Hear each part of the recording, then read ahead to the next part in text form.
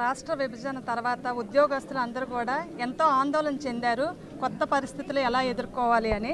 So Amaravati రాజధానిగా 2017 October 22న ఉద్దండరాయపాలెంలో Modi గారు శంకుస్థాపన చేసిన నుంచి కొంత ఉద్యోగస్తులు అలవాటు పడ్డారు ఇక్కడ పరిస్థితులకి.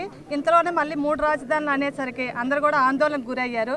సో 12 ఏళ్ళ నిరీక్షణ తర్వాత అమరావతికి చట్టబద్ధత కల్పించడం వల్ల గౌరవ సీఎం గారికి, మిగతా మంత్రులందరికీ కూడా, మా ఆంధ్రప్రదేశ్ సచివాలయ ఉద్యోగస్తులు అందరూ కూడా ధన్యవాదాలు తెలియజేస్తున్నామండి. Thank you. జరిగినటువంటి రాష్ట్ర యొక్క అమరావతి ఏకైక క్యాపిటల్ అని అప్రూవల్కి ఉద్యోగస్తుల్లో ఎంతో ఉత్కంఠంగా గత 10 సంవత్సరాల నుంచి రాష్ట్ర విభజన జరిగినప్పటి నుంచి కూడా ఫస్ట్ నష్టం అనేది అందరికీ జరిగింది. కానీ ప్రధానంగా ఉద్యోగస్తులు మాత్రమే ఎన్నో సమస్యలు ఎదుర్కోవడం జరిగింది. అటు ఫ్యామిలీస్, భార్యా పిల్లల వల్ల కానీ, పిల్లలు అక్కడ చదువు ఉండి ఇక్కడ ఫ్యామిలీలు పెట్టడం చాలా ఇబ్బంది పడ్డాము. ఆ రోజున గౌరవ ముఖ్యమంత్రిగా నారా చంద్రబాబు నాయుడు గారు మన రాష్ట్రానికి వెళ్తే రాష్ట్రం అభివృద్ధి చెందుద్ది అని చెప్పటం వల్ల ఎన్నో కష్ట నష్టాలకి వచ్చి ఇక్కడికి వచ్చి గత 2014-16 నుంచి కూడా 19 దాకా ఈ రాష్ట్ర అభివృద్ధిలో ఉద్యోగస్తులందరూ కూడా పాల్పంచుకోవడం జరిగింది. కానీ తర్వాత వచ్చిన ప్రభుత్వం 3 ముక్కలాట్లాగా 3 రాజధానులని చెప్పి ఉద్యోగస్తుల్లో ఒక భయాందోళన గురి చేసి విజయవాడ, విశాఖపట్నం వెళ్ళాలా, అమరావతిలో ఉండాలా, కర్నూలు వెళ్ళాలా, ఎక్కడికి వెళ్ళాలనేది కూడా తేల్చుకోలేక ఈ లాస్ట్ 5 ఇయర్స్ కూడా మదనపడ్డ మాట వాస్తవం.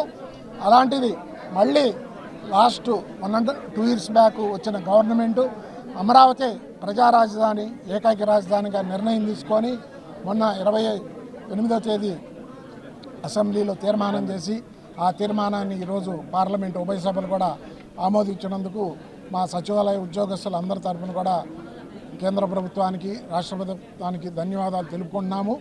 రాష్ట్రం అనేది ఒక క్యాపిటల్, ఒక చోట ఉండి ప్రభుత్వము, అడ్మినిస్ట్రేషను అన్నీ ఒక చోట ఉన్నప్పుడే అది అభివృద్ధికి సాధ్యం జరుగుద్ది.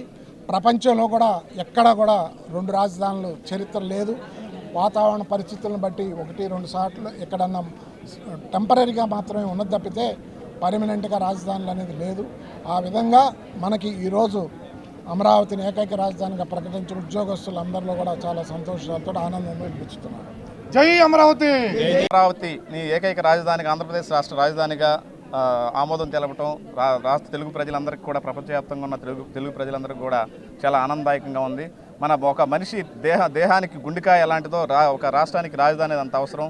మనం చూస్తున్నాం ఇటీవల కాలంలో అత్యధికంగా జీడిపి ఎక్కువ కూడా రాష్ట్ర రాజధాని నుంచి వస్తుంది. అది బొంబాయి కానీ, అదేవిధంగా మద్రాసు కానీ, బెంగళూరు కానీ, దాదాపు 50-60% జీడిపి ఆ రాజధాని నగరం నుంచి వస్తుంది. అలాంటిది మన ఆంధ్రప్రదేశ్ నూతన రాష్ట్రానికి 12 సంవత్సరాలన్నీ కూడా రాజధాని లేకపోవడం చాలా ఇబ్బందికరంగా ఉంది. భవిష్యత్తు అనేది నగరాల్లోనే వస్తుంది, ఆర్థిక వ్యవస్థ అంతా కూడా. దాని సూచకంగా ముఖ్యంగా మా ఉద్యోగులు కూడా ఎంతో ఇబ్బందులు పడ్డారు. గత 12 ఏళ్ళకి ఎక్కడ రాజధాని తెలియక, ఇల్లు ఎక్కడ కట్టుకోవాలో తెలియక, ఎక్కడ ఉంటామో తెలియక, ప్రభుత్వాలు సరైన నిర్ణయాలు తీసుకోకపోవడం వల్ల మారిన ప్రభుత్వాలు, దానివల్ల చాలా ఇబ్బంది పడ్డాం. ఇప్పుడు అమరావతి శాశ్వత రాజధానిగా పార్లమెంట్ ఉభయ సభలు ఆమోదించడం పట్ల మా సెక్రటేరియట్, ఏపీ సచివాలయం ఉద్యోగులందరూ కూడా కేంద్ర ప్రభుత్వానికి, మోడీ గారి గవర్నమెంట్కి ప్రత్యేకంగా ధన్యవాదాలు తెలుపుతున్నాం.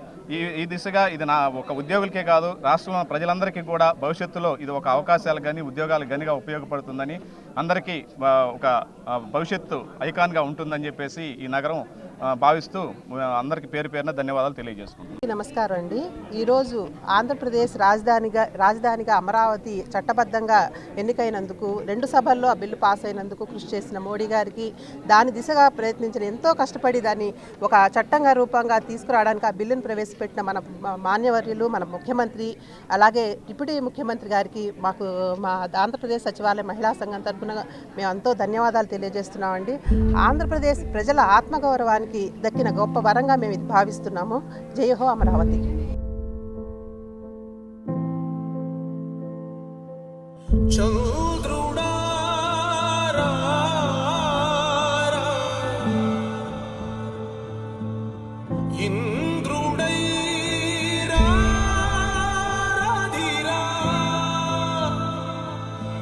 ఏనాడు నీ పరిపాలన మాకు వరం, నీ వల్లే ఈ రాష్ట్రపు సంక్షేమం సత్యం నిత్యం సఫలం. జనగణ మంగళ గాయకుడా ఘనమగు చరితల నాయకుడా పలుతరములు మము పరిపాలించర స్వామికుడా. నవయుగ మేధో సైనికుడా సమయము తెలియని సేవకుడా యువన వ్యాంధ్రకు ప్రగతిని చూపర సాధకుడా.